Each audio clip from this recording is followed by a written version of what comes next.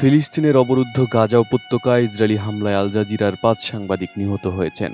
তাদের মধ্যে একজন হলেন আনাস আল শরীফ, যিনি গাজায় চলমান পরিস্থিতি বিশ্ববাসীর সামনে তুলে ধরার অন্যতম বলিষ্ঠ কণ্ঠ হিসেবে পরিচিত ছিলেন।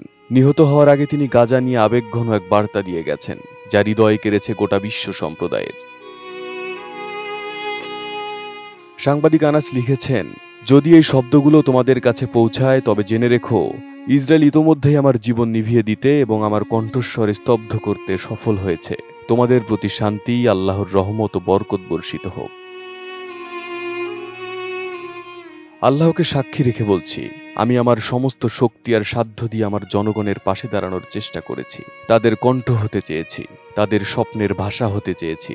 আমার এই যাত্রা শুরু হয়েছিল যখন জাবালিয়া শরণার্থী শিবিরের আঁকাবাঁকা গলিতে প্রথম নিজের অস্তিত্বকে চিনেছিলাম।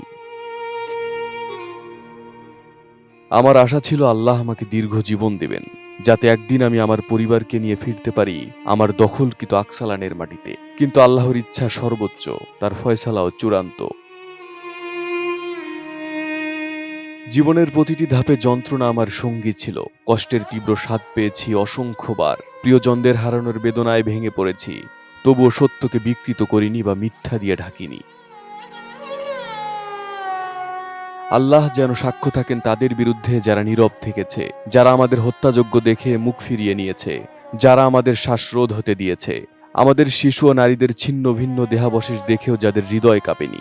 ১.৫ বছরেরও বেশি সময় ধরে আমাদের উপর চলা গণহত্যা যারা বন্ধ করতে পারেনি।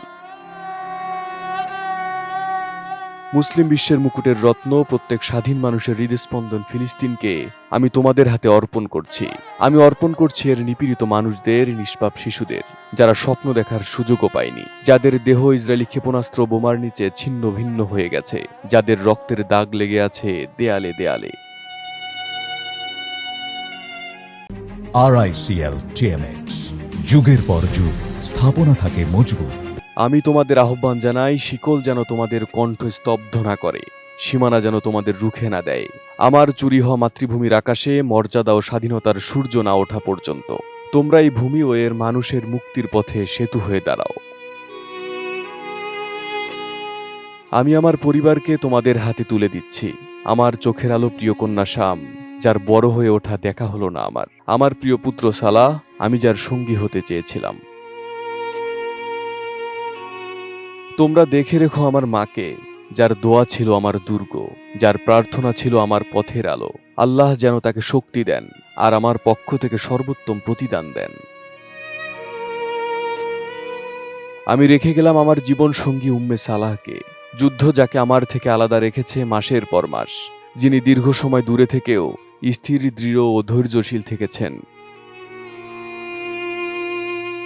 আমি তোমাদের বলি, তাদের পাশে থেকো, তাদের জন্য আল্লাহর পর দ্বিতীয় আশ্রয় হইও।